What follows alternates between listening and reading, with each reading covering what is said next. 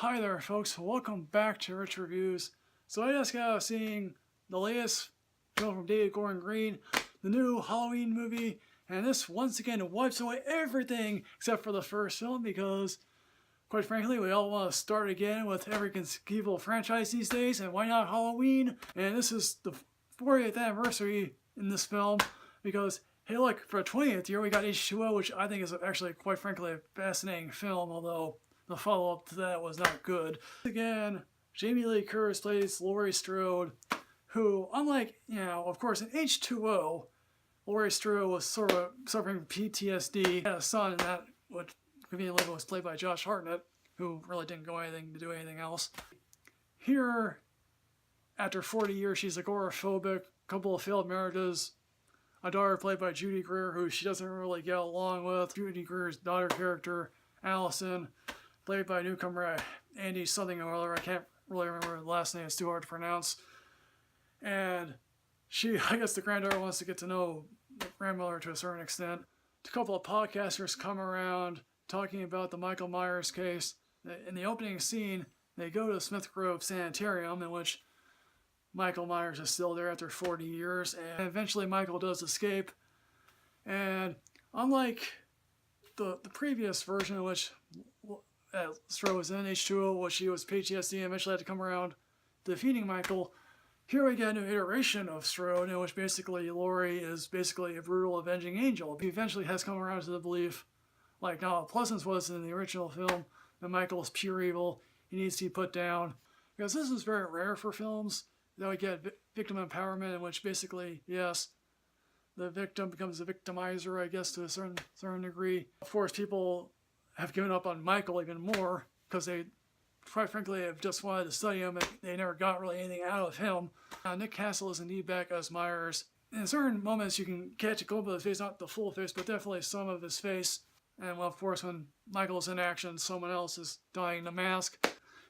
Once again, the psychiatrist here is coming up with explanations about Michael's evilness or whatever else. Here's the thing, we don't need an explanation as to why Michael's evil.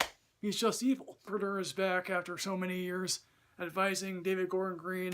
I think this is probably the closest we've gotten to originally what Carpenter envisioned in 1978. And regardless of how you feel about the sequels, once again, let me say I'm a fan of H2O. Although it's funny that one film had Paul Rudd in it, the one film that people would just like rather not forget.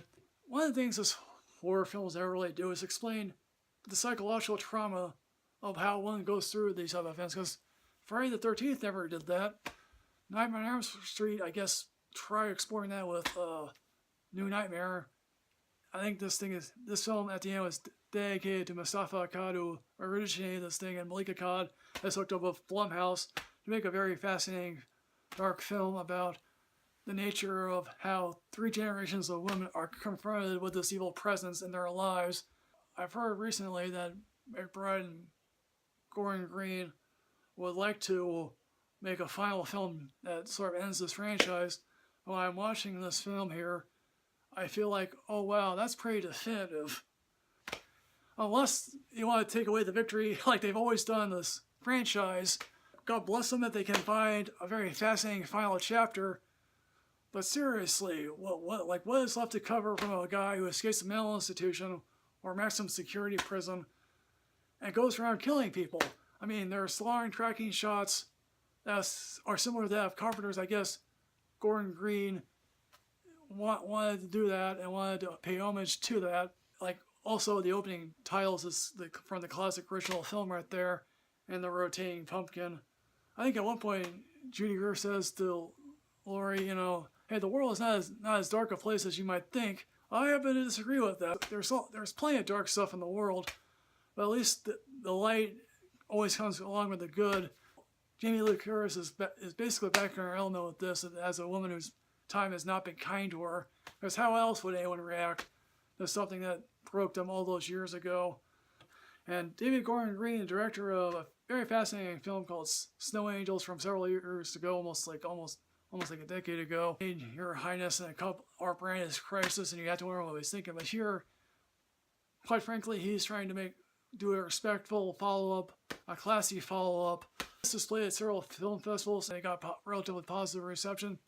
you'll have to wonder what the audience thinks of this. So in the end, folks, what I'm going to say about this new Halloween film, for some inexplicable reason, I'm going to give this a leave work early because I think there are some moments that are just so eerily reminiscent of what Carpenter did and how Green is paying homage to that and how he is going off in his own direction.